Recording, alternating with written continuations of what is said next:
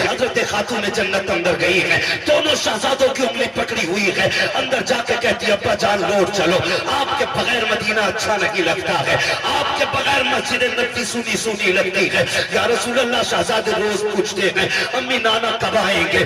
آقا بتاتے بتاتے تھک گئی ہوں، آپ لوٹ کے کیوں نہیں چلتے ہیں؟ میرے نبی نے ہچکی بھر کے کہا تھا فاطمہ، جبریل نے آ کے بتایا ہے میری امت کو جہنم میں ڈالا جائے گا، اے فاطمہ جس امت کو میں سجدوں میں مانگتا رہا ہوں آج اس امت کے جہنم کی خبر آ گئی ہے، فاطمہ بتا کیسے واپس جاؤں میں؟ آج اپنے رب کو منا کے جاؤں گا۔ خاتون جنت کہتی ہے یا رسول اللہ یہ دیکھو میرا شہزادہ حسن ہے جس کی ولادت پہ آپ نے کہا تھا اسے زہر کھلایا جائے گا، زہر کی وجہ سے اس کی شہادت ہوگی۔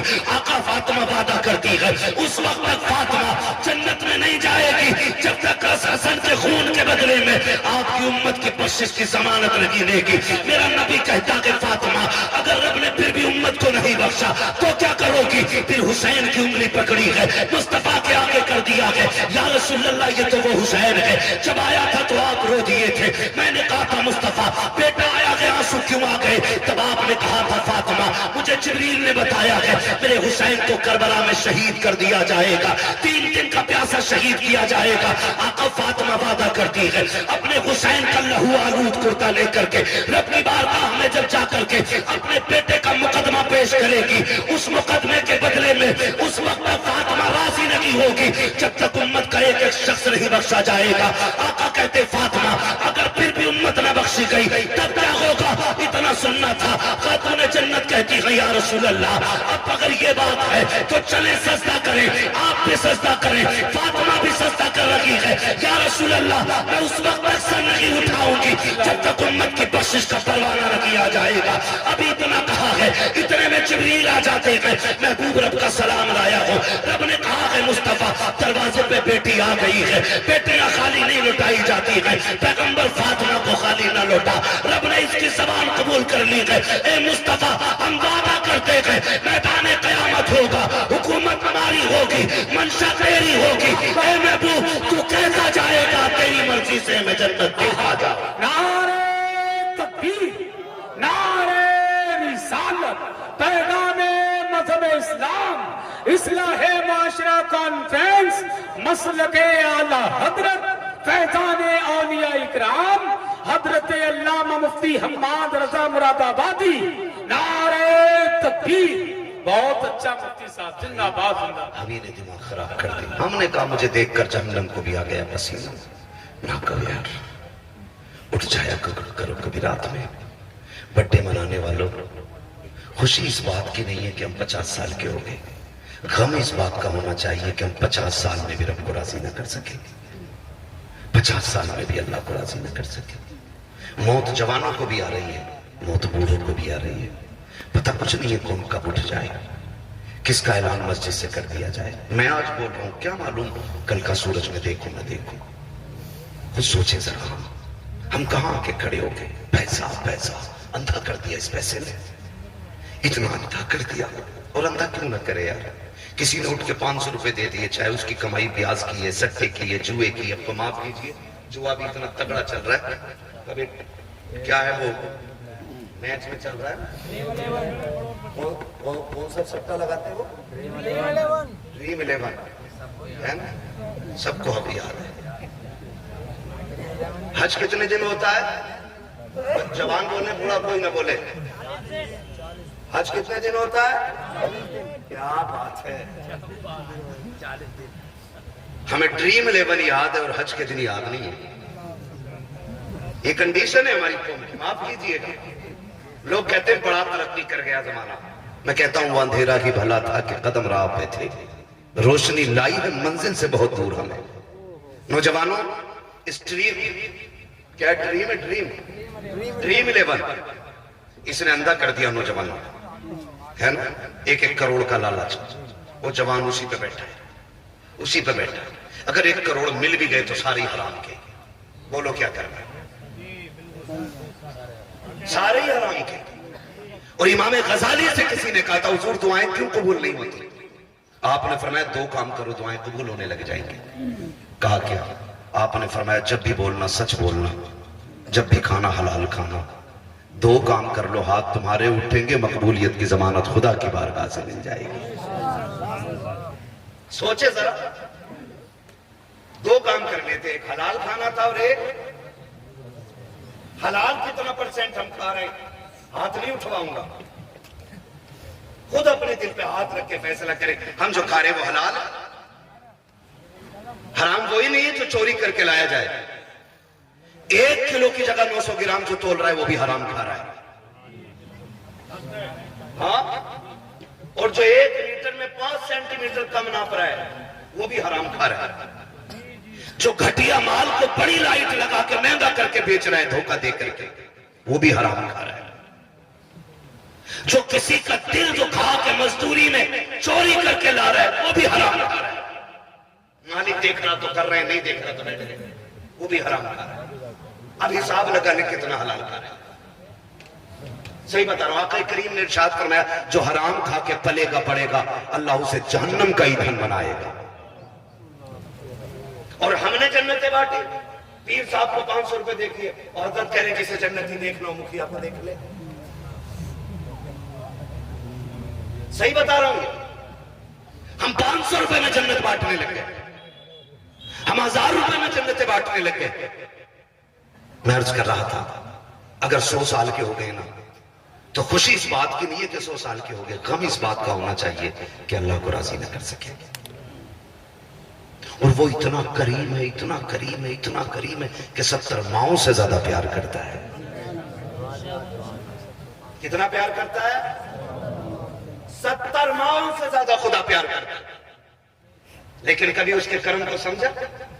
کبھی جانا نہیں نا، کبھی نہیں جانا، کبھی سوچا بھی نہیں اس کریم کو آواز دے، کبھی سوچا بھی نہیں اس رحیم کو آواز دے، وہ اتنا کریم ہے، اتنا کریم ہے، اتنا کریم ہے کہ 70 مائیں اپنے لال سے مل کر کے اتنا پیار نہیں کرتی جتنا ایک رب اپنے بندے سے پیار کرتا ہے۔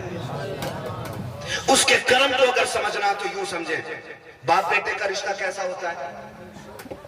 بولو، بہت گہرا ہوتا ہے، باپ بیٹے پہ نہیں بول رہے، ماں بیٹے کا اس پہ زیادہ بول گئے، بتاؤ حق ماں کا زیادہ کہ باپ کا ہے؟ کس کا زیادہ ہے حق؟ ماں کا نہیں، باپ کا ہوتا ہے۔ حضور نے فرمایا کہ یہی ہم نے کہیں نہ کہیں مسٹیک کی ہے، پوری زندگی ماں کی عظمتیں بیان کی تو لڑکوں نے اماں گود میں رکھ لی، ابا گیٹ کے باہر۔ صحیح بات ہے نا؟ ہم نے کہا ماں کے قدموں کے نیچے جنت، اور ابا کو سمجھا ہی نہیں۔ حضور نے فرمایا جنت تحت اقدام امہاتکم، جنت تمہاری ماں کے قدموں کے نیچے، جنت ماں کے، بولے ذرا، ماں کے، ڈرے نہیں، ماں کے۔ میں ایسی کوئی بات نہیں کہلواؤں گا جو غلط آپ کے منہ سے نکلے، میں چاہتا ہوں جب بھی نکلے صحیح نکلے منہ سے۔ جنت ماں کے قدموں کے نیچے، فرمایا گیا اگر یہ ماں باپ کے کرتے پہ لگے دھبے کو جھاڑ دے اللہ 70 نیکیاں عطا فرماتا ہے۔ کتنی نیکیاں؟ 70 نیکیاں۔ آپ بتا، جس کے کرتے کا ایک دھبا جھاڑ دے وہ جس کے قدموں کے نیچے جنت ہے، اللہ ایک دھبا جھاڑنے کے بدلے میں 70 نیکیاں دیتا ہے۔ بتا اگر ماں کا اتنا بڑا مقام ہے تو پھر باپ کا کتنا بڑا مقام ہوگا۔ آج معاف کیجئے گا، گھروں میں جو آگ لگ رہی ہے نا، اس کی سب سے بڑی وجہ ہے کہ اولاد کو مائیں ایسا ٹرین کر رہی ہیں کہ بڑھاپا آتے آتے بیٹا بیٹا نہیں، بیٹا باپ کا دشمن بن جاتا ہے۔ پتا کیا کہہ رہی ہیں؟ یہ کہتی ہے مائیں تجھے کیا پتا اللہ تیرے باپ نے کتنے دھکے دیے ہیں مجھے، تجھے کیا پتا کتنی مشکل میں وقت کاٹا میں نے تیرے باپ کے ساتھ۔ اور یاد رکھیے گا بچوں کی طبیعت ماں کی طرف زیادہ مائل ہوتی ہے، क्योंकि माँ का साथ बच्चे को ज्यादा मिलता है, बाप तो पूरी जिंदगी कमाने में निकाल देता है। लेकिन वो कहती है लल्ला तुझे क्या पता कितने धक्के उठाए हैं, तुझे क्या पता कितनी गालियां तेरे बाप ने बोली हैं, तुझे नहीं पता तेरा बाप मुझे कपड़े नहीं बनाता था, बेटे मैं फटे कपड़े सिल के पहना करती थी, इससे बेटों की जिंदगी में जहर घोला जाता है, बेटे को बाप के खिलाफ खड़ा किया जा रहा है। आओ दुनिया की माओ को मैं एक चैलेंज देना चाहता हूँ, लाए कोई हाजरा जैसी माँ ला करके दिखा दे। कौन हाजरा जिसने इस्माइल जैसे फर्जंद को जन्म दिया हो, कौन हाजरा जिसने जद्दुल अंबिया हजरत इब्राहिम खलीलुल्लाह की ज़ौजियत का शरफ हासिल किया हो। खुदा की कसम तारीख गवाह है, जब अल्लाह के खलील उनको बेआबो कयाह वादी में छोड़ के जा रहे थे, हालत ये थी कि जहाँ पे चरिंद परिंद का निशान नहीं है, जहाँ पे कोई आबो कयाह नहीं है, जहाँ पे कोई हालात पूछने वाला नहीं है, ऐसे माहौल में छोड़ के जाने वाला खलील थोड़ी सी खजूरें दे करके, थोड़ा सा पानी दे करके जब मोड़ा था, अल्लाह के खलील ने जब सवारी को मोड़ा था, हजरत हाजरा ने तोड़ के दामन पकड़ के कहा था खलील बताते तो जाओ यहाँ किसके सहारे छोड़ के जा रहे हो, यहाँ कोई आबादी भी नहीं है, यहाँ पे कोई बस्ती भी नहीं है, और तुम छोड़ के जा रहे हो, वजह क्या है? हजरत इब्राहिम ने मुड़ के बीवी की तरफ देखा, आंखों से आंसू आ गए, अल्लाह का खलील है, जबान से कुछ नहीं कह सका, इसलिए कि रब की तरफ से इजाजत नहीं थी, कुछ बोला नहीं जाएगा। जब रो के दिखाया, हाजरा समझ जाती है मेरा खलील रब के फरमान पे अमल करता है, जो भी कर रहा होगा रब की मर्जी से कर रहा होगा। लेकिन बेकरारी ने साथ ना छोड़ा, फिर तड़प गई, तोड़ के कहती खलील जरा बताते तो चले जाओ किसकी मर्जी से छोड़ रहे हो, इतना बता दो, अपनी मर्जी से छोड़ रहे हो या रब की मर्जी से छोड़ रहे हो? अल्लाह के खलील ने मुड़ के देखा और कहा हाजरा मुझे इतना बता दे, कोई ऐसा बाप दुनिया में देखा है जिसको 70 साल में अल्लाह ने एक बेटा इस्माइल जैसा दिया हो, और वो भी बेटा आम नहीं बल्कि चांद से ज्यादा हसीन बेटा हो? कोई बाप इस बेटे को छोड़ करके जंगल में गया हो तो बता, कभी ऐसा नहीं देखा? फरमाया सुन, मैं अपनी मर्जी से नहीं रब के कहने से छोड़ के जा रहा हूँ। फिर हजरत हाजरा ने जल्दी से खजूरें उठाई, थोड़ा सा पानी था वो भी उठाया, कहा खलील अगर रब की मर्जी से छोड़ के जा रहे हो तो ये खजूरें भी लेके चले जाओ, पानी भी लेके चले जाओ। कहा हाजरा क्यों? का वजह ये है जिस रब ने हमें 70 साल में बेटा दे दिया है वही रब हमें खिला भी देगा, वही पिला भी देगा। मसलके आला हज़रत मुफ्ती अहमद रज़ा साहब क़िबला, नारे तकबीर, नारे रिसालत। है तवज्जो सारे लोगों की? अल्लाह का करम है, हज का वक्त भी और तज़किरा भी बरकत वाला मिसाल के तौर पे आ ही गया। तवज्जो है सारे लोगों की? कहा फिर ले जाओ, ले जाओ, कहा यही छोड़ा चले गए। जब गए क्या लगता है, दर्द नहीं था, तड़प नहीं थी, रोते हुए पलटे थे अल्लाह के खलील। मैं कभी कभी सोचता हूं जवान कह देता मेरे बाप को मुझसे प्यार नहीं है। कहा क्यों? कहा मेरे लिए मार होती है, कभी बाप नहीं रोता है। तो सुने, बाप बाप होता है, मिजाज उसका सख्त होता है, ये नहीं कि तुझसे प्यार नहीं है,